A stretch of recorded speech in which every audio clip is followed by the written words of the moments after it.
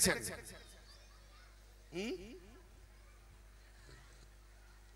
এরা 2 মাস উৎপাত করে আর দোপায়া কুকুর 12 মাস উৎপাত করে। আল্লাহর নবী বলেন কুকুর যেখানে থাকে রহমতের ফেরেশতা সেখানে নাজিল হয় না। এখনো বলুন আপনার বিবি সুন্দরী, বাজার থেকে একটা ভালো কুকুর কিনে এনে রেখে বেঁধে দিয়ে চেন দিয়ে বলুন বিবি কুকুর ছাড়বে না। বলে কেন? বলে আল্লাহর নবীর হাদিস আছে শুনেছি যে কুকুর যেখানে থাকে ফেরেশতা আসে না। অতএব তোমার কাছে কুকুর যদি থাকে তো মালিকুল মউত হলো ফেরেশতা, সে আসবে না, তোমার মরণও হবে না। তাই কুকুর যেখানে থাকে সেখানে রহমত নাজিল হয় না। তো কুকুর তৈরি করেছে কে? আল্লাহ। আল্লাহ পাক না না পাক? আর কুকুর না পাক? হ্যাঁ, কি সাংঘাতিক কথা। কুকুর না পাক, আবার সেই কুকুরের নাম লেখে আউলিদের মাঝখানে। কোথায়? আসহাবে কাহাফ। হায় হায় হায় হায়, আসহাবে কাহাফের মাঝখানে কুকুরের নাম কিতমির। ওইটা গলায় পরিয়ে দিলে জিন ভূত সব পালিয়ে যায়, থাকে না। জি যাক, ও টপিক বেড়ে যাবে। প্রশ্নটা অন্যদিকে, মানে আমার সিরিয়ালের রিলেটা অন্যদিকে চলে যাচ্ছে, কেননা একটু বুঝাবার জন্য আমাকে ক্লিয়ার, তো ক্লিয়ারই বলছি যাতে বুঝে যায়। দেখেন তাহলে কোন ফেরেশতাই কোন কুকুর গো? যে কুকুর দোপায়া, মা বোন চেনে না, যে কুকুর ঝগড়া লাগায়, মাথা ফাটাফাটি করায়, দুশ্মনী করায়, পরের গীবত করে। আল্লাহ নবী বলছেন কি যে পরের গীবত করে সেজন্য তার মরা ভাইয়ের মাংস ভক্ষণ করলো। তো কাঁচা মাংস, মরা মাংস কে ভক্ষণ করে? কুকুর। এই কুকুর যেখানে থাকে আল্লাহর রহমত নাজিল হয় না। রহমত মানে কোনো শান্তি নেই, খালি ঝগড়া লাগিয়ে গজব আসে। 4 পায়া কুকুর ভাববেন না, ভুল হবে। এই 2 পায়া কুকুর। তাহলে আমি যে কথায় যাচ্ছিলাম যে আল্লাহ পাক কখন কিয়ামত দেবে? একটা দিন হাদিস পাকে পেয়েছি, একটা দিন এমন আসবে কুকুররা তবু সাইডে যায়, কুকুররা তবু সাইডে যায়, ওপেন রাস্তার ওপরে লজ্জাশরম থাকবে না, জেনা চলবে। ভদ্র মানুষ 2-1টা থাকলে বলবে ভাই রে একটু সরে যা না, রাস্তাটা দে না ভাই, তোদেরকে মানা করছি না, একটু সরে যা। আল্লাহু আকবার। এরকম জামানা আসবে। বলুন এরকম জামানাতে যদি কিয়ামত হয় তারা কত বড় পাপী, কথা বুঝতে পারছেন? তো ওই পাপী আমলে যখন কিয়ামত হবে আমরা কি পাই মৌলভী সাহেবদের মুখ দিয়ে? যে কবর মঞ্জিল হলো বড় খাতারনাক মঞ্জিল। এই কবর মঞ্জিল থেকে যে রেহাই পাবে সে সব জায়গাতে রেহাই পাবে। তাহলে এত বড় বড় কুত্তার থেকেও ডবল কুত্তা যারা মরবে কিয়ামতে, কবর মঞ্জিল হবে। কারণ কিয়ামত হওয়া মানে কি? কিয়ামত হওয়া মানে কি? যে মালিকুল মউত জান কবজ করে সেও মরে যাবে। পাহাড়ও থাকবে না, আসমান থাকবে না, জমিন থাকবে না, কবর থাকবে না, মনকের নেকির কেউ থাকবে না। কিয়ামত হয়ে গেল তো তার কবরও হলো না। তারপরে হবে হাসর। কবর গেল কোথায়? বুঝতে পারলেন না? কবর গেল কোথায় বাবু? ওই কাগজের কিতাবে লেখা আছে আর সেজে গেছি ব্যাস। স্টেজে রাজা আর ঘরের ভেতরে খুদের ভাতও পায় না, ওই রকম সাজা অনেক দেখা আছে। ভালো করে শোনেন, ঠিক ওইটাকে বুঝতে গেলে এইদিকে আসুন। জান্নাত জাহান্নাম কোথায়? ইয়া আইয়াতুহান নাফসুল মুতমাইন্নাহ তুরজি ইলা রাব্বিকা রাদিয়াতাম মারদিয়া। হে নফসে মুতমাইন্নাহ, তুমি তোমার রবের দিকে, তার মর্জিতে তুমি রাজি হয়ে ফিরে এসো রবের দিকে। ফিরে যাব কার মাধ্যমে? আলীওয়ালা বেলাত ওলির মাধ্যমে। এবার আমার নবী আল্লাহ কি বললেন? ফিরে এসে কাজ কি? এবার কাজ গাইডম্যান হয়ে গেল, সে নিয়ে যাবে কি না ফাদখুলি ফি ইবাদি ওয়াদখুলি জান্নাতি। তুমি প্রবেশ করো আমার বান্দাদের মধ্যে আর প্রবেশ করো জান্নাতের মধ্যে। যারা বলেন সুবহানাল্লাহ। কোরআন বলছে এখানে যে বান্দার মধ্যে প্রবেশ করবে সে জান্নাতে প্রবেশ করলো। কোন বান্দা? যে বান্দা প্রবেশ করবে সেও বান্দা, যার মধ্যে দিয়ে প্রবেশ করবে সেও বান্দা। মাস্টারও বান্দা, ছাত্রও বান্দা, পীর বান্দা, মুরিদ বান্দা, নবী বান্দা, উম্মত বান্দা। কোন বান্দা কোন বান্দার মধ্যে দিয়ে প্রবেশ করবে? নবী ফয়সালা করে দিলেন, আনা মদিনাতুল ইলম আলিউন বাবুহা, আমি হলাম ইলমের শহর, আলী হলো দরওয়াজা। যে আমার কাছে ইলম অর্জন করতে আসতে চায় সে যেন আলীর মধ্যে দিয়ে ঢোকে। সুবহানাল্লাহ সুবহানাল্লাহ সুবহানাল্লাহ। আলী বলছে যে আলী যার প্রতি রাজি আল্লাহ তার প্রতি রাজি, তার মর্জিতে তুমি রাজি হয়ে এসো। আর যে আলীর মধ্যে ঢুকে গেল সে জান্নাতে ঢুকে গেল। জোরে বলেন সুবহানাল্লাহ।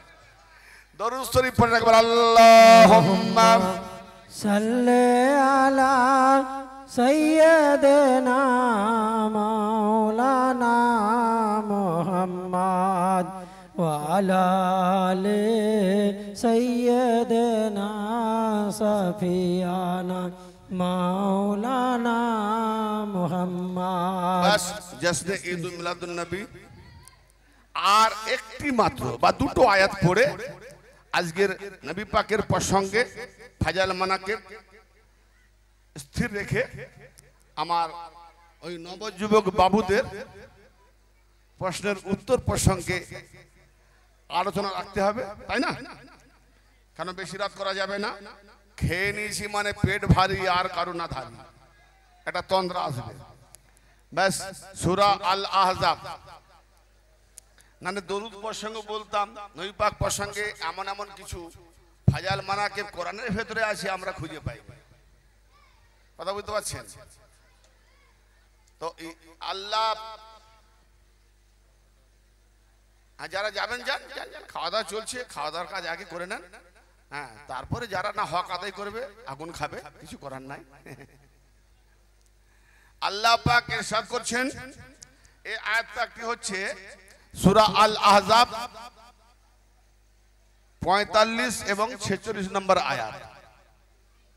আয়াত শুনবো মানে বা তরজমা বা অনুবাদটাও শুনবো, খুবই সাধারণ লাগবে, কিন্তু যখনই একটু তাফসিলে যাব, ভেতরে ঢুকবো, তখনই কিন্তু মাথা খারাপ হয়ে যাওয়ার মতো মাথা চিনচিন করবে।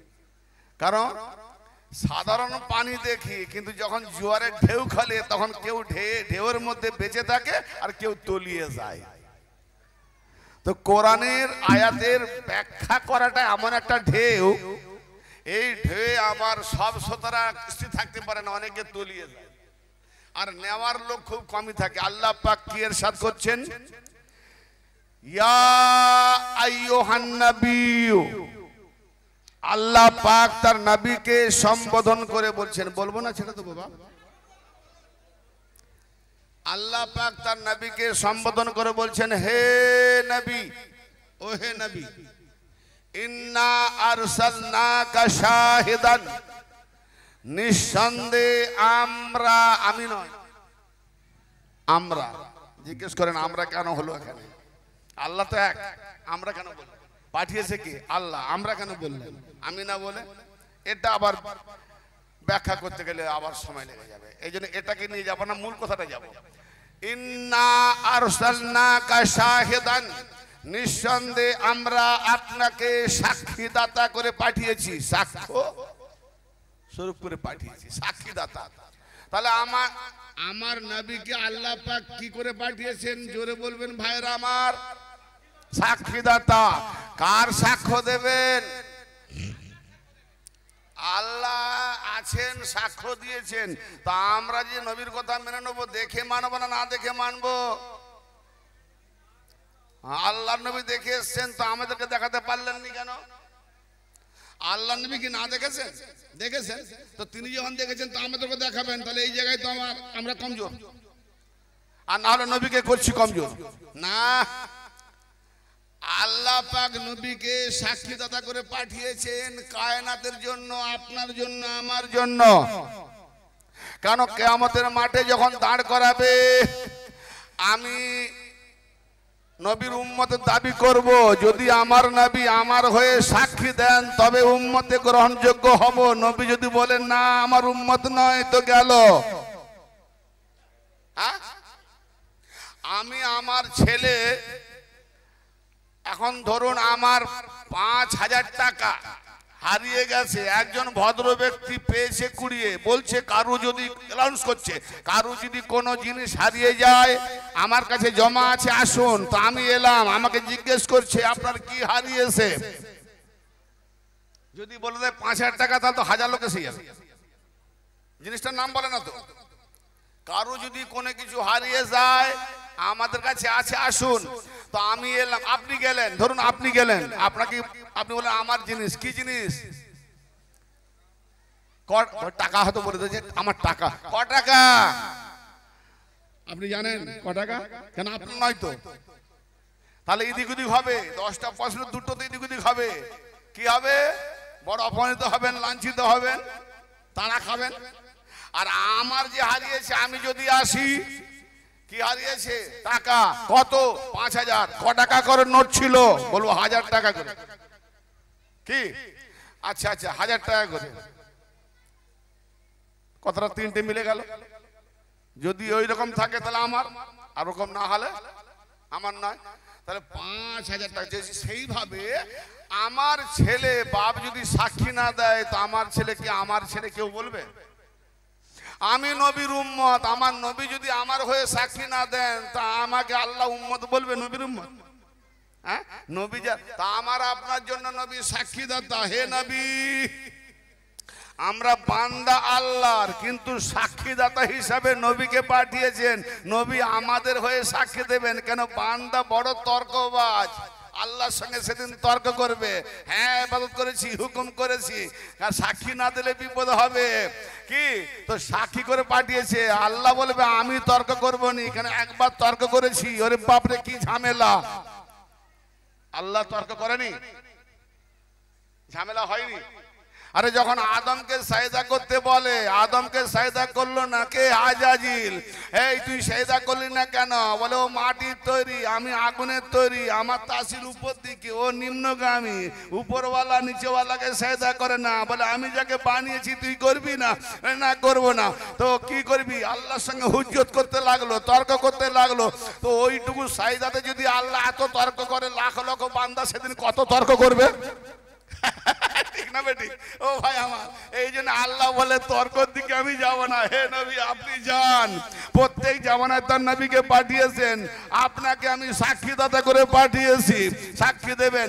এখন বলুন, আমি 3 তলাতে আছি, অপর বিল্ডিং এর 2 তলাতে কেউ নামাজ পড়ছে, আমি তার দিকে লক্ষ্য রেখেছি, ক রাকাত হলো, রুকু করছে, সাজদা করছে, তাশাহুদ করছে, সালাম ফেরাচ্ছে, আমি সাক্ষী হলাম লোকটা নামাজি, কিন্তু তার ভেতরে ভেতরে, মনের ভেতরে ভেতরে কি ছিল? কবার তাসবিহ পড়লো, সুবহানাল্লাহ, আল্লাহ কবার পড়লো, আমি কি ওটা দেখতে পেয়েছি না শুনতে পেয়েছি না জানতে পেরেছি?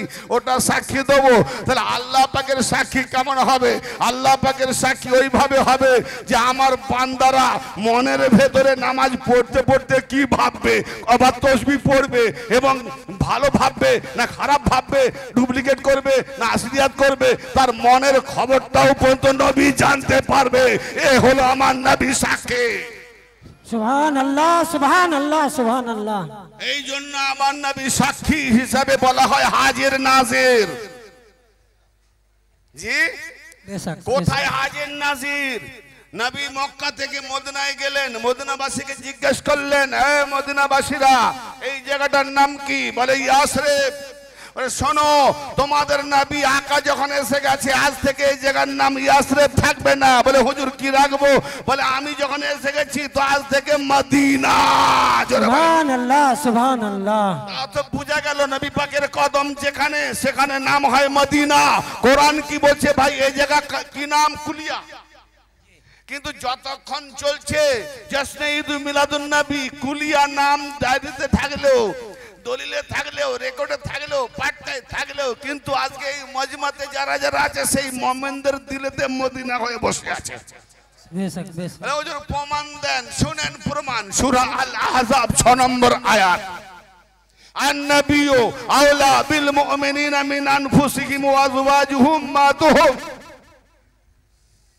আমার নবী মুস্তাফা মুমিনদের জানের উপরে, মুমিনদের প্রতি তাদের প্রাণ অপেক্ষা অধিক আওলা, অধিক অধিকার।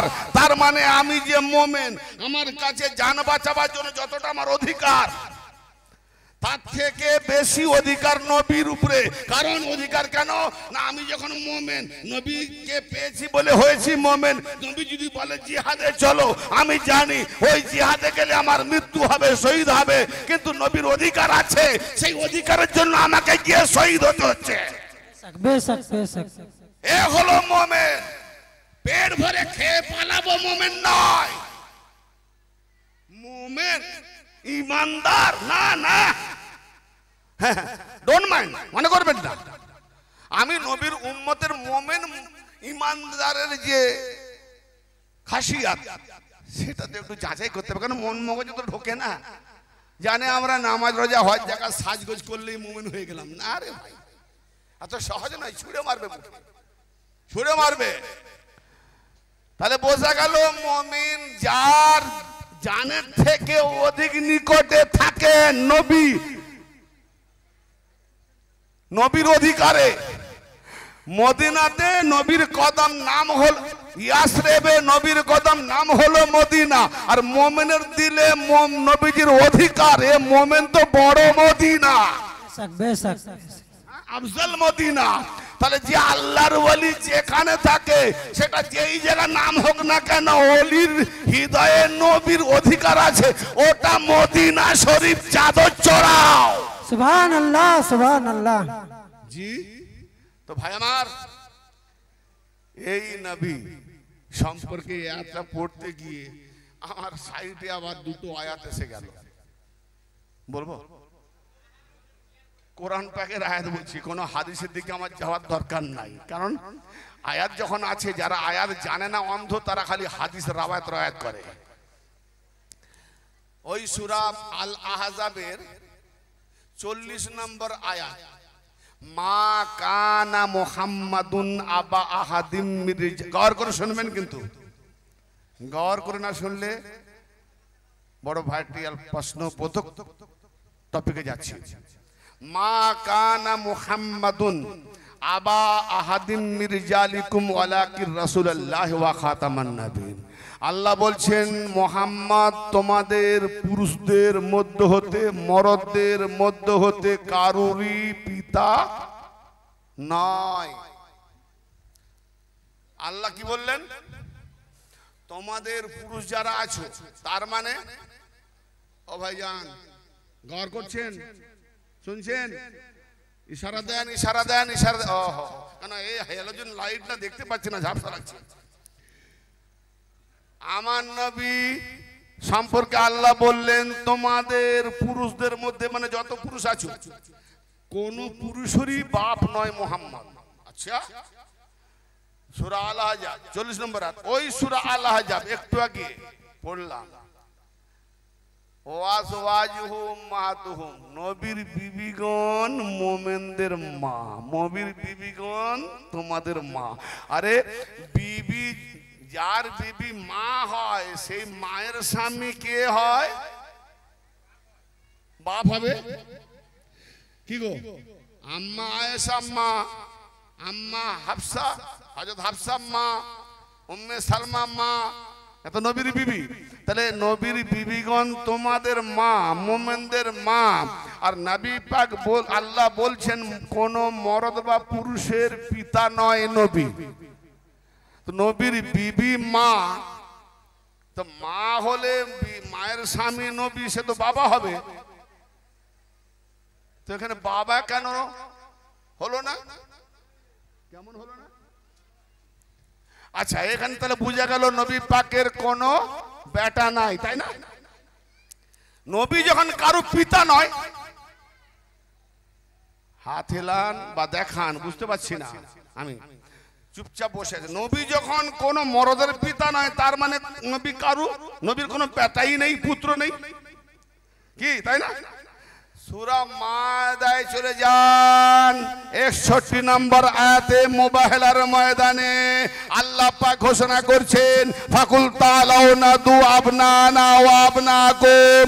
হে নবী আপনি বলুন যে আমরা আমাদের পুত্রদের নিয়ে আসি, তোমরা তোমাদের পুত্রদের নিয়ে আসো। আয় আল্লাহ, কোন পুরুষের যদি বাবা মুহাম্মদ নয় তো মুহাম্মদের তো কোনো সন্তানও নাই, তাহলে পুত্র পাবে কোথায়? মোবাহেলাতে নিয়ে যাবে। আল্লাহ কি জানে না যে মুহাম্মদের বেটা আছে না নেই? আরে আল্লাহ জানে না জানেনি? আল্লাহ তো জানে। হযরত কাসেম সালামুল্লাহ আলাইহি, হযরত আব্দুল্লাহ সালামুল্লাহ আলাইহি, হযরত ইব্রাহিম সালামুল্লাহ আলাইহি, তিন সাহেবজাদাকে আল্লাহ বাল্যতে উঠিয়ে নিলেন। অতএব তারপরে হবে নবম হিজরিতে হবে মুবাহিলা, তার মানে কোনো সন্তান নাই। আর এখানে আল্লাহ বলছেন যে হে নবী আপনি বলে দিন ফাকুল তাআলাউ নাদু আবনানা ওয়া আবনাকুম, এসো এসো আমরা আমাদের পুত্রদের নিয়ে এসি, তোমরা তোমাদের পুত্রদের নিয়ে এসো। আল্লাহ তুমি তার পুত্রদের তুলে নিয়েছো, পুত্র তো একটাও নাই, তো নবীর পুত্র আছে কোথায় যে ঘোষণা করতে বললেন? কোরআন মিথ্যা না, আল্লাহ মিথ্যা না, নবী মিথ্যা না, এ মোল্লারা তার বিরুদ্ধে আহলে বায়তের দুশমনি করে, এরা মিথ্যা। তাসির খারাপ, নাহলে মিথ্যাবাদী হয় কি করে? পুত্রকে নবী কারু বাপ নয়, আবার তার বিবিগণ আমাদের মা, ওই পুরুষদের মা। কি সাংঘাতিক ব্যাপার! যারা বুঝতে পারবেনি নাস্তিক টাইপের তারা বলবে মুহাম্মদ বোধহয় পাগল টাগল ছিল। আস্তাগফিরুল্লাহ, নাউজুবিল্লাহ বলবে না, বলছো তাই। কোরআন তুমি বুঝে নেবে, মোল্লা বুঝে নেবে কোরআন। আরে যদি মোল্লা বুঝে নিত তো কোরআনের ওয়ারিস মাওলানা আলী হলেন কেন? মোল্লা ওয়ারিস হতো। বেশক বেশক বেশক। ইয়া আলী, ইয়া আলী, ইয়া আলী। কোরআন মাওলানা আলীকে দিয়ে গেছে, কোরআনের ওয়ারিস আলী। তো কোরআনকে জানতে বুঝতে নিতে হলে আলীর কাছে গোলামি করতে হবে। অতএব তুমি যত বড় হও সাহাবা, তুমি ভিখারির বাচ্চা ভিখারি, আর আলী হলো দাতা। लेने वाला हाथ नीचा, देने वाला हाथ ऊंचा। अली होलो घर वाले और तुम हो दर वाले। साहबी दर वाला, अली घर वाला। अली देने वाला, साहबी लेने वाला। भिखारीर बच्चा एक नम्बरे है। তুমি বানিয়ে দিলে মেনে নেব, দলিল দিয়ে মানাও, কোরআন দিয়ে মানাও, হাদিস দিয়ে মানাও। জোর করে জমহুর ভাবে ভোট দিয়ে মদ ফদ খাইয়ে ভোট পাওয়ার যোগ্য নাই তবুও তাকে জিতিয়ে দিলে জোরপূর্বক ভাবে, ওটা তোমার জালেমের জিত, জুলুমের জিত, ন্যায় সঙ্গত জিত নয়। ঠিক না বেটি?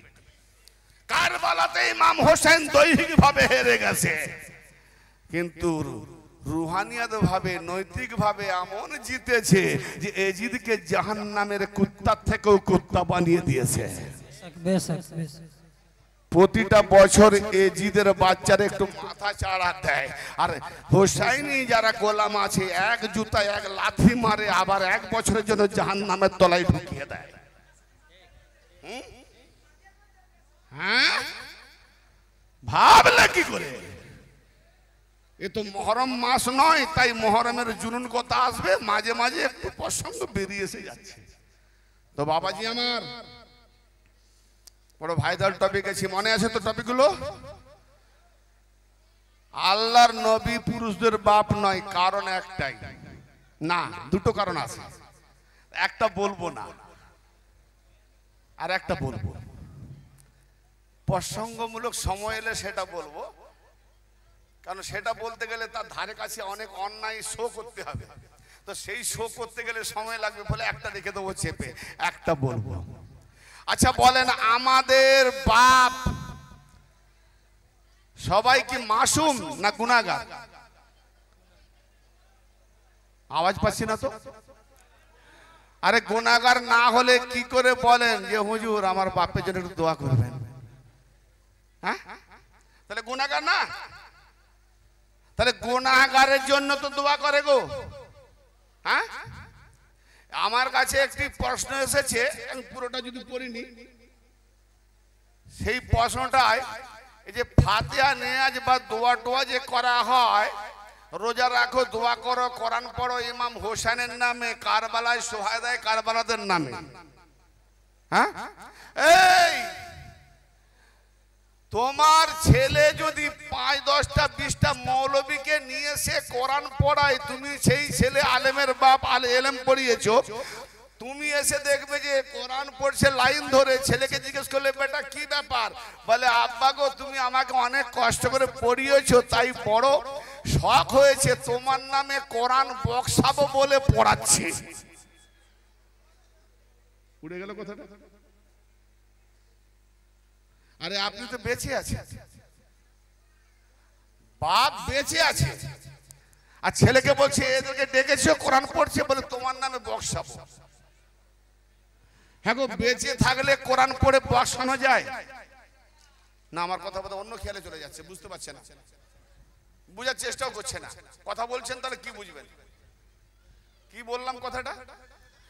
আপনি বেঁচে আছেন,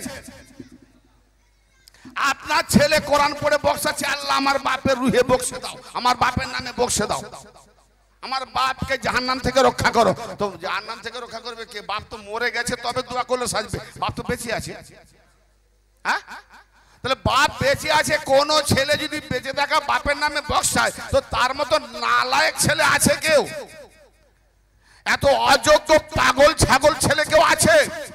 তো যারা বলে ইমাম হোসেন নামে বক্সাও, ইমাম হোসেন আল্লাহর ভাষাতে, কোরআনের ভাষাতে জিন্দা না মুর্দা? তাহলে জিন্দার নামে যারা বক্সাবার কথা বলে, এরা কি ছাগল না পাগল না মানুষ? বেহায়া বেশরম, লজ্জা করে না? আলেম হয়েছো, আল্লাহ বলছে তাদেরকে মুর্দা বলো না, জীবিত, চিরঞ্জীবিত। তারা কেমন জীবিত তোমরা বুঝতে পারো না, তো তুমি কি করে বুঝে গেলে ইমাম হোসেন মরে গেছে? আবে যে মরে গেছে তার হাদিসটা বল। সহিহ মুসলিম, অনেকে শুনেছেন ওয়াইসকারীর কথা, জি হযরত ওয়াইসকারী আলাইহির রহমান কথা শুনেছেন না? একদম টাটকা, কোন গলদ মুসলিম না, সহিহ মুসলিমের কথা বলছি, সহিহ মুসলিম। আমার নবী একদিন ওমরকে বলছে, ওমর, করণ নামে একটা জায়গা আছে করণনগরের, সেখানে আমার একজন প্রিয় মাহবুব আছে, তার শরীরে ঢবল রোগ হয়েছিল, পুরোটা আল্লাহ পাকের রহমতে ভালো হয়ে গেছে, কিছুটা ওই 1-1.5 ঘাম বা 1 দিনের মধ্যে এরকম একটা গোল দাগ নাভির নিচে আছে, ওইটা নিশানি স্বরূপ রেখে দিয়েছে। কেন? আল্লাহ পাকের কাছে শুকরিয়াও করে, সবরও করে। ওই নিশানি তার আছে, তার নাম হলো ওয়াইস, আমি তার সুগন্ধি পাচ্ছি। তো শোনো, তাকে আমি জীবনে চোখে দেখিনি, সেও আমাকে চোখে দেখেনি, জোরে বলুন সুবহানাল্লাহ। চোখে দেখলে সাহাবী হয়ে যেত, চোখে দেখেনি বলে উত্তম আউয়াল নাম্বার তাবি। জি, তো হযরত ওয়াইসের সঙ্গে যদি কোনো সময় তোমার দেখা হয়, সেই সময় ওমর তুমি সেই ওয়াইসের কাছে তোমার মাগফিরাতের দোয়াটা চেয়ে নিও, জোরে বলেন। এখন বলেন সাহাবীর মর্যাদা বেশি না তাবির মর্যাদা বেশি? তাবি মানে তাকে বলে আমার যদি কেউ অনুসরণ করে সে তাবি, আর আমি ইমাম। এখন বলেন সাহাবীকে যারা দেখে বা সাহাবীদের কাছ থেকে যারা সংলাপ করে তারা তাবি, তো ওয়াইস করেনি সেইভাবে তাবি। উমর হলো সাহাবী, আহলে সুন্নাতুল জামাত মানে নকল জামাত। আলীর জামাতে থাকার নামটাই হলো প্রকৃত আহলে সুন্নাত, কিন্তু সেটাকে উড়ি দিয়ে বলছে একে 4 নম্বরে রেখে যে জমহুর বানিয়েছে, গণতন্ত্র করেছে, জনতা করেছে, ওটাই আহলে সুন্নাত। নো, সুন্নাত বলে কাকে? নবী যা করেছেন, বলেছেন, দেখিয়েছেন, হুকুম দিয়েছেন, সেটা মানার নাম সুন্নাত। তো আমার নবী বলছেন আমার পরে আলী তোমাদের ইমাম, তাহলে নবীর যে সুন্নাত থাকবে নবীর পরে আলীকে মানবে। আর আলীকে যে মানবে, আলীর জামাতে যে থাকবে, আলীর জামাতকে আরবি ভাষাতে বলা হয় শিয়া। নবীর ফরমান, নবীর ইক্তেদা, নবীর কানুন উসুল মেনে নেওয়ার নাম সুন্নি। আর আলীর গোলামি করা শিয়া। তাহলে আগে সুন্নি তারপরে শিয়া। হ্যালো, শিয়া মানে জামাত, শিয়া মানে দল, শিয়া মানে অনুসারী, শিয়া মানে অনুগামী, কাফের নয়। ওরা নাসবি জাহান্নামী, ওরাই কাফের। শোনেন ভালো করে, শিয়া শিয়া করে মানুষের গোমরাহ করছো, আর কতদিন করবে? শিয়া মানেটা আমি আজ বের করতে চলেছি, দেখুন ইনশাআল্লাহ শিয়া বলে কাকে। কারণ শিয়া মানেটা না বের। শুনেন, ইমাম শাফিঈ রাহমাতুল্লাহ চার মাযহাব মাননেওয়ালারা আহলে সুন্নাতুল জামাতের যারা পারদর্শী স্বরূপ, ইমাম শাফিঈ রাহমাতুল্লাহ আলাইহি কিতাবটির নাম হলো ফারাইদুস সিমতাইন, উর্দুতে তরজমা হয়েছে নুরুস সাকালাইন। ইমাম জাবিনী খুরাসানি বড় মাপের মুহাদ্দিস, মুফাক্কির, মুযাক্কির, তিনি কিতাব লিখেছেন। ইমাম শাফিঈর একটি কল লিখেছেন। কি? ইমাম শাফিঈকে প্রশ্ন করা হলো, হুজুর আমরা আলী আর আহলে বাইতের জিকির যখন করি, এরা আমাদেরকে শিয়া রাফেজি ফতোয়া দেয়। ইমাম শাফিঈ বলছে, যখনই আওলাদে ফাতেমার আমরা জিকির করি, এরা ওই মওজুদটাকে চেপে দিয়ে অন্য মওজুদ জুড়ে দেয়, আর তখনই আমি মনে করি এরা পাক্কা রেন্ডির বাচ্চা। যদি না দেখাতে পারি, ইমতিয়াজ কোনোদিন স্টেজে উঠবে না। যদি দেখাতে না পেরে উঠে, তো জুতোর মালা নিয়ে নামবে। কমবখত ইমাম শাফিঈ তোমাদেরকে রেন্ডির বাচ্চা বলছে। আলীর ফজল বললে যাদেরকে শিয়া বলে ফতোয়া দেয়, রাফেজি বলে ফতোয়া দেয়। তা আমি কি করব? আমি বলি না, ইমাম শাফিঈ বলেছে।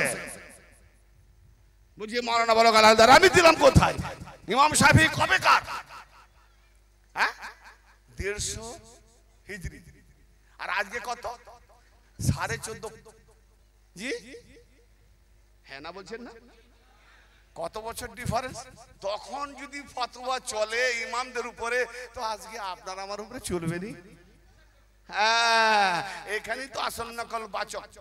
বেরাদানে মিল্লাত মনে আছে তো কোনটা গেছিলাম? হে ওমর, বুঝতে পেরেছেন?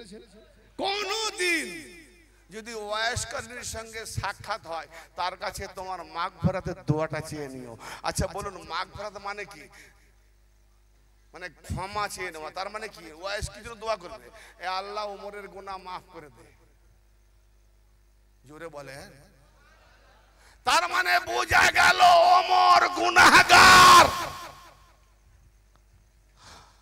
মাফ দোয়া চাইছে কে? ওয়াইসকর্মী। কারণ নবী দোয়া করলেন না।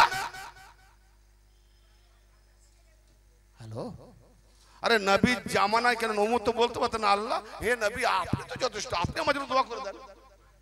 হ্যাঁ, আমার নবীকে কেন বললেন না?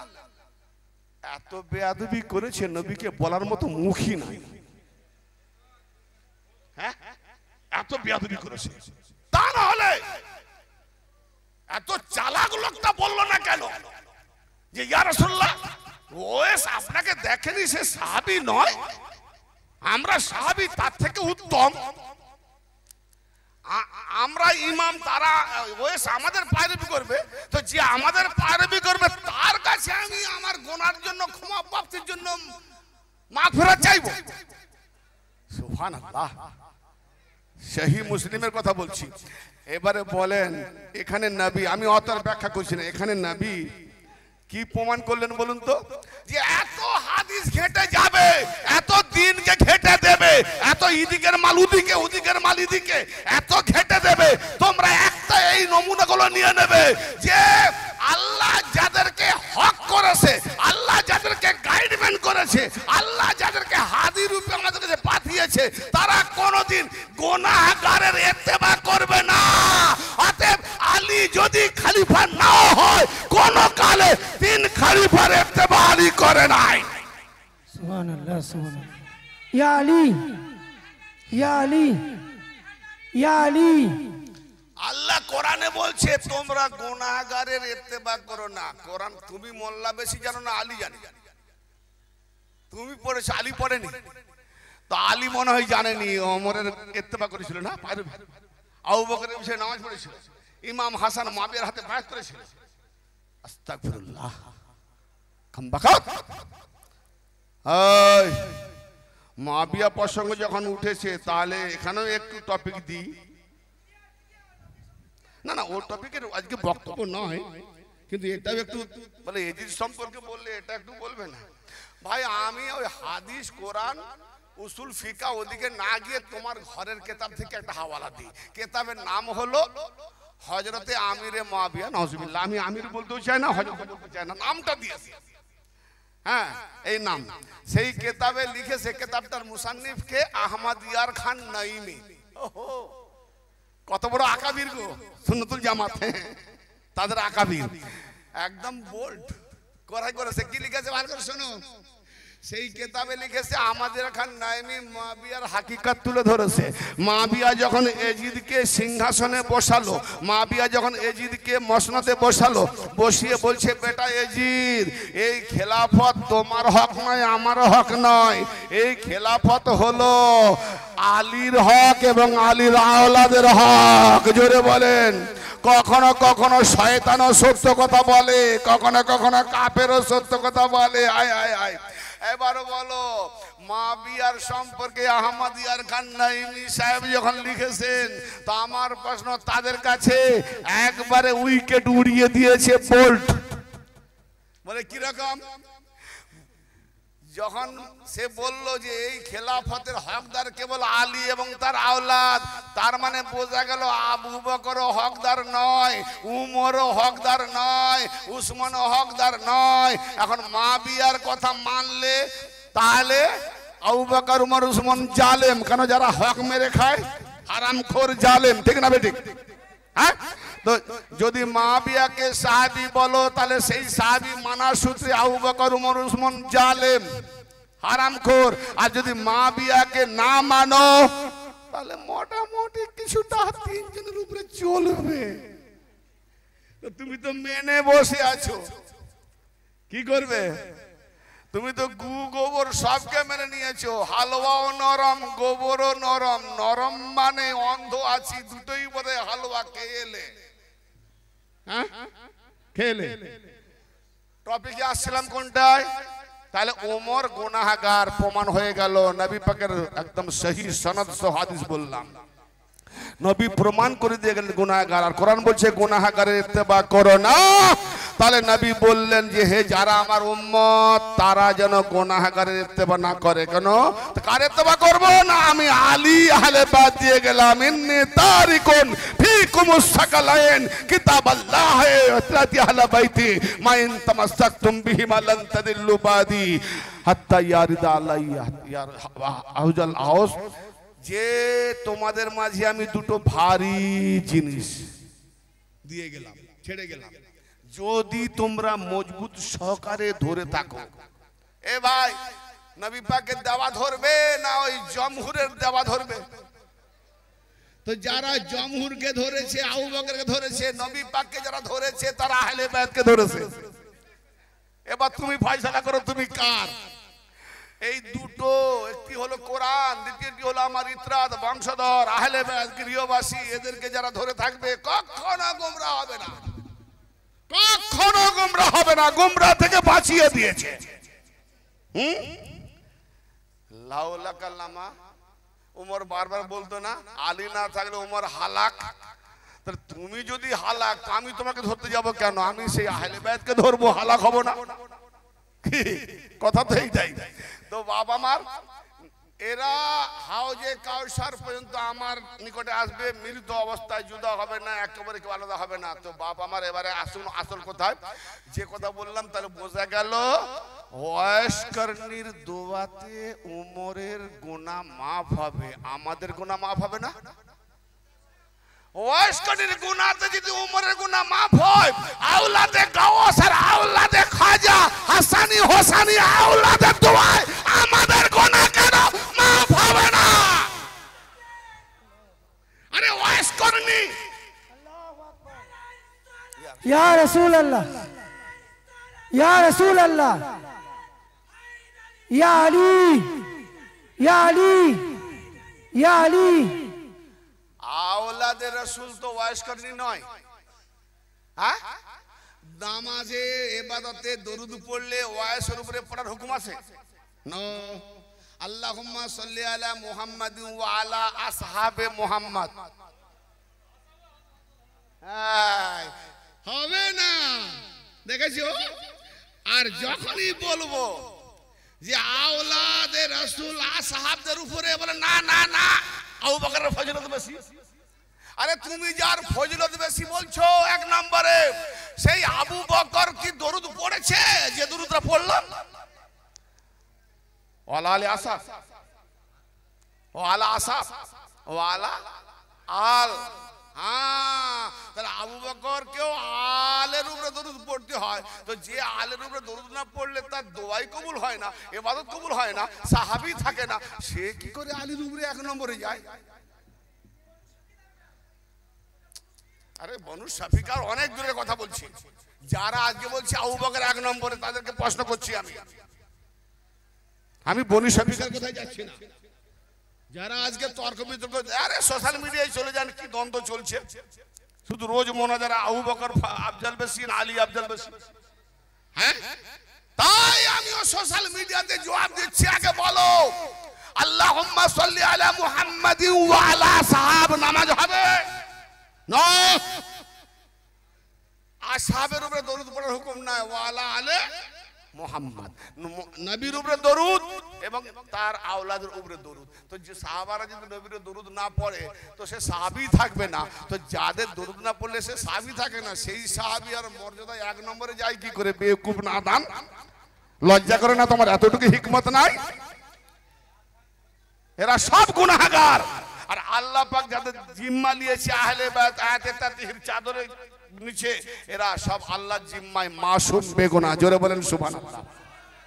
কেন না? আলাইহিস সালাম নামাজ পড়ছে রাদিয়াল্লাহর পেছনে। হায় হায় হায়, তার মানে তুমি রাদিয়াল্লাহ বলছো, তাকে ইমাম বানালে, তুমি তো নিজেই আলাইহিস সালামকে ছোট করলে। আমি করি, তুমি নিজেই ছোট করলে। ব্রাদার মিল্লাত, এবারে যে কথা বলছিলাম যে নবী বলেছেন, আল্লাহ বলেছেন কোন পুরুষদের বাপ মুহাম্মদ নয়। টপিকে যাচ্ছি, কোন পুরুষদের বাপ মুহাম্মদ নয়। এই ক্ষেত্রে দাঁড়াচ্ছে কি দেখেন, যেটা বলেছিলাম যে আপনার আমার বাপ কি মাসুম না গুনাহগার? তাহলে আমার আপনার বাপ যদি গুনাহগার হয় আর নবী যদি আমাদের বাপ হয়ে যায়, তাহলে আমার বাপের বরাবর নবীও গুনাহগার পাশে আসবে না? হ্যাঁ না, বুঝে এলো না? বুঝে এলো? এই জন্য বলছে আমার নবী তোমাদের বাপের মতো হয়ে গেলে তোমাদের বাপ কারু বাপ মাসুম নয়, গুনাহগার। আমি কি গুনাহগার বাপ হতে যাবো নাকি? এই জন্য আমি নবী